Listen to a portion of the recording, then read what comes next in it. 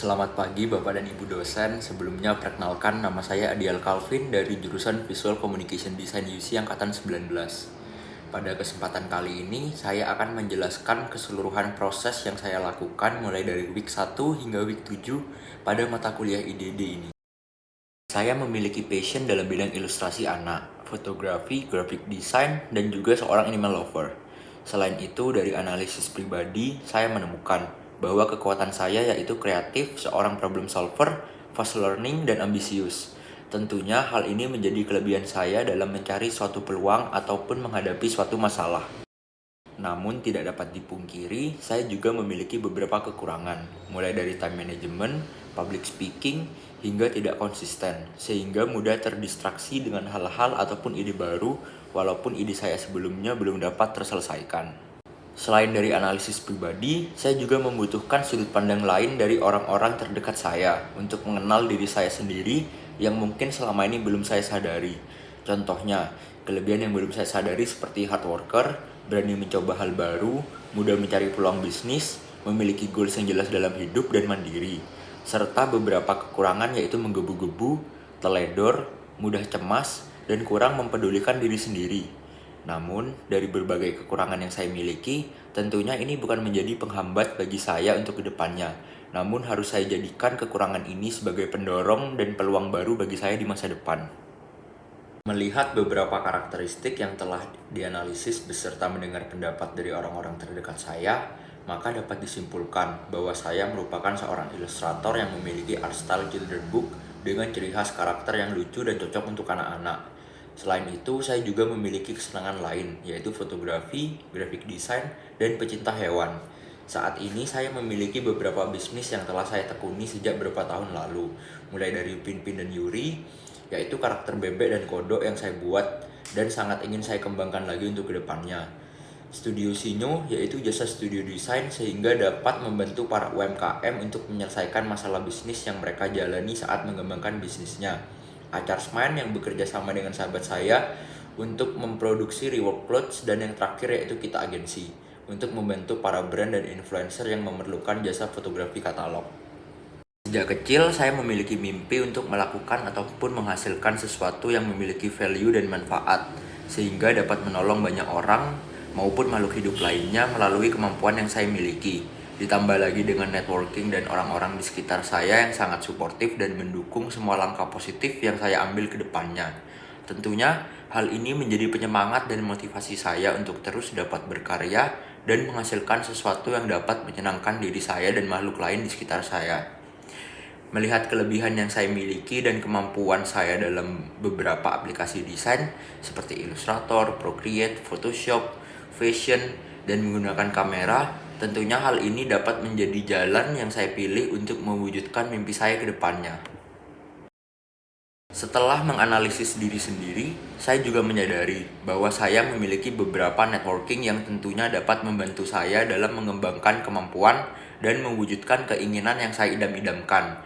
Dimulai dari circle terdekat saya, yaitu keluarga. Saya memiliki keluarga dan tentunya orang tua yang merupakan seorang pekerja keras dan ibu yang kreatif.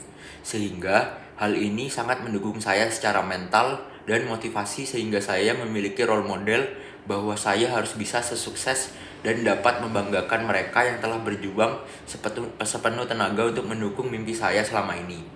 Selain itu, ada juga tante saya bernama Lisa yang merupakan seorang pebisnis fashion dan memiliki ketertarikan di dalam bidang fashion, sehingga sangat membantu saya terutama jika saya membutuhkan bantuan dalam bidang fashion dan tekstil yang mungkin saya belum tahu banyak dibandingkan dia.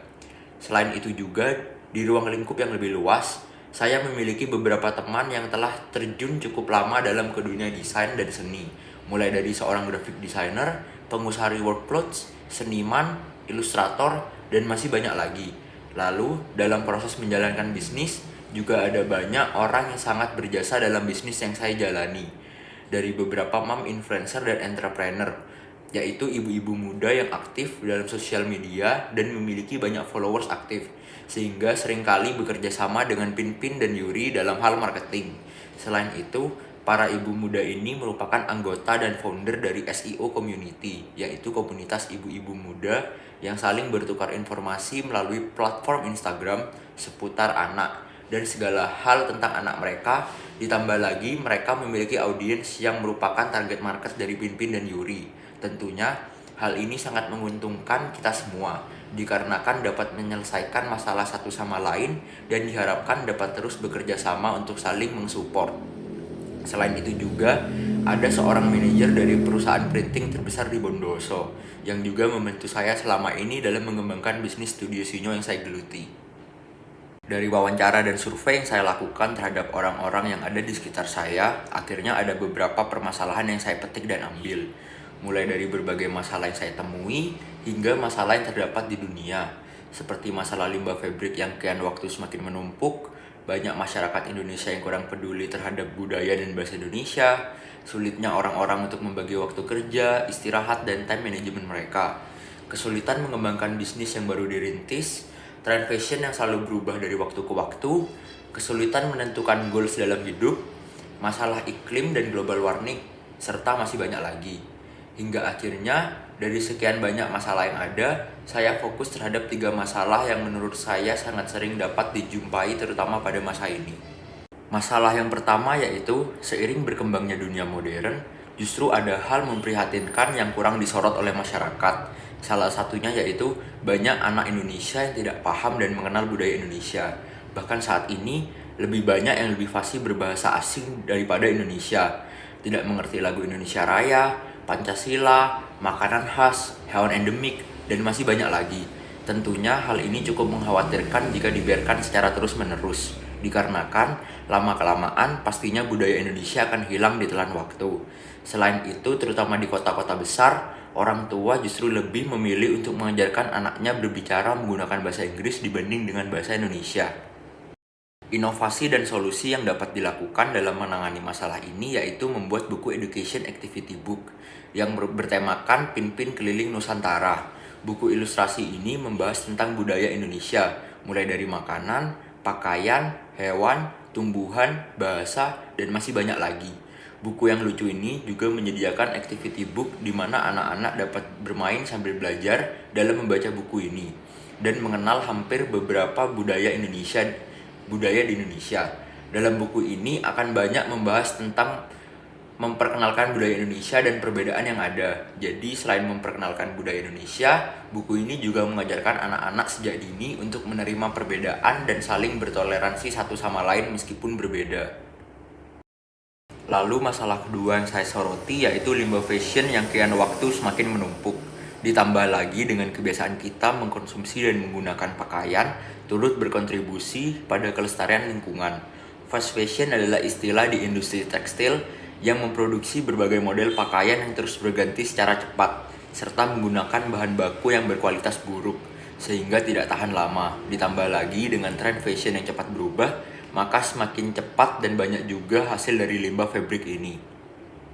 Inovasi yang dapat dilakukan dalam menghadapi masalah ini yaitu dengan beralih menggunakan bahan fabrik organik, sehingga lebih mudah untuk didaur ulang. Selain pemilihan bahan kain, ada beberapa cara dan inovasi lain yang dapat dilakukan, yaitu dengan menciptakan pakaian yang dapat digunakan dalam jangka waktu panjang dan sustainable. Ditambah lagi dengan pemilihan pewarna yang aman, sehingga dapat membantu dalam mengurangi pencemaran limbah perairan yang selama ini masih marak ditemukan. Masalah terakhir yang saya ambil yaitu tidak dapat mengatur waktu kapan harus bekerja dan istirahat. Masalah ini pastinya terjadi hampir di sebagian orang, termasuk diri saya sendiri.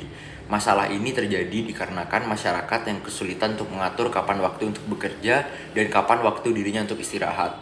Bukannya semakin produktif, justru time management yang buruk semakin membuat waktu produktif semakin berantakan. Selain itu, dampak buruk baik dalam jangka panjang dan jangka pendek dapat menjadikan diri semakin malas, tidak produktif, jam istirahat yang tidak teratur, selalu menunda-nunda pekerjaan yang seharusnya dilakukan, dan bahkan dapat menjalar ke masalah lain yang jauh lebih serius, seperti insomnia, stres, dan masih banyak lagi. Melihat masalah tersebut, maka inovasi yang ingin saya lakukan yaitu membuat jam alarm yang memiliki penanda waktu to-do list, sehingga membantu kita dalam mengatur jadwal sehari-hari dan menjadi lebih produktif. Selain itu, terdapat juga fungsi lock untuk menyimpan gadget yang hanya dapat terbuka sesuai waktu yang ditentukan, misalnya pada saat tidur dan akan terbuka pada saat alarm pagi, atau juga pada saat waktu belajar dan bekerja. Dengan adanya inovasi ini, tentunya dapat membantu menahan keinginan kita untuk menggunakan gadget dan mengatur waktu sebaik mungkin. Hingga akhirnya dari 3 masalah ini dan melihat kemampuan, networking, serta kemungkinan solusi yang dapat terlaksana dengan baik, keputusan saya jatuh kepada masalah pertama, yaitu Pinpin dan Yuri Keliling Nusantara, yang merupakan education dan activity book. Buku ini membantu para orang tua untuk mengajarkan sang buah hati tentang budaya Indonesia, mulai dari bahasa, makanan khas, hewan, bahasa, dan lainnya, serta memiliki ilustrasi yang menarik dan ilustratif bagi anak-anak, serta dapat membantu anak untuk dapat belajar tanpa takut merasa bosan dan jenuh dalam proses menjalaninya. Hal ini ditambah lagi dengan self-reflection dan kemampuan yang saya miliki, yaitu children book illustration dan graphic design, serta sangat selaras dengan mimpi saya untuk menciptakan sesuatu yang dapat memiliki dampak dan value bagi banyak orang selama saya masih hidup. Diharapkan juga dengan adanya buku ini dapat membantu menyelesaikan berbagai masalah yang ada, mulai dari banyak anak-anak yang kurang peduli dan tidak mengerti tentang budaya Indonesia, sehingga lebih memilih untuk menggunakan bahasa Inggris dan tidak bisa berbahasa Indonesia. Anak-anak yang lebih fasih berbahasa Inggris dibandingkan bahasa aslinya. Masih banyaknya masyarakat yang rasis dan tidak dapat menerima perbedaan dengan baik, dan orang tua yang kesulitan dalam membimbing dan mengajak sang anak untuk membaca. Buku ini memiliki karakter utama yaitu Pinpin yang berkeliling dan memperkenalkan budaya Nusantara menggunakan 3 bahasa yaitu bahasa Inggris, Indonesia, dan bahasa daerah. Kelebihan dari buku ini yang mungkin tidak dapat ditemui dalam buku lainnya yaitu buku edukasi yang interaktif dan menarik serta menjelaskan tentang keberagaman Nusantara, serta terdapat activity sehingga anak dapat belajar sambil bermain saat membaca buku tersebut, dan tentunya dengan ilustrasi yang lucu dan disukai anak-anak sehingga anak tertarik dan tidak mudah bosan saat menikmati buku tersebut. Market yang dituju dari buku ini yaitu orang tua yang kesulitan untuk memperkenalkan dan mengajarkan tentang budaya dan keberagaman di Indonesia kepada sang buah hati, dan kesuksesan dari buku ini dapat diukur melalui jumlah buku yang terjual dan diminati oleh customer, rating dan review tinggi, serta feedback positif dari para orang tua yang anaknya membaca buku tersebut, serta semakin banyak anak-anak yang dapat fasih berbahasa Indonesia dan mengenal budaya Indonesia dengan baik. Beberapa dampak dan hasil yang dapat dilihat setelah membaca buku ini antara lain, anak yang awalnya kurang dapat berkomunikasi dalam bahasa Indonesia akhirnya dapat fasih menggunakan bahasa Indonesia. Anak menjadi mengenal tentang kekayaan dan bangga terhadap kebudayaan dan keberagaman yang terdapat di Indonesia. Dan yang terpenting yaitu anak dapat mengenal pentingnya toleransi serta akan menciptakan penerus bangsa yang menghargai perbedaan. Jumlah expense yang akan dikeluarkan dalam penerbitan buku ini kurang lebih sebagai berikut.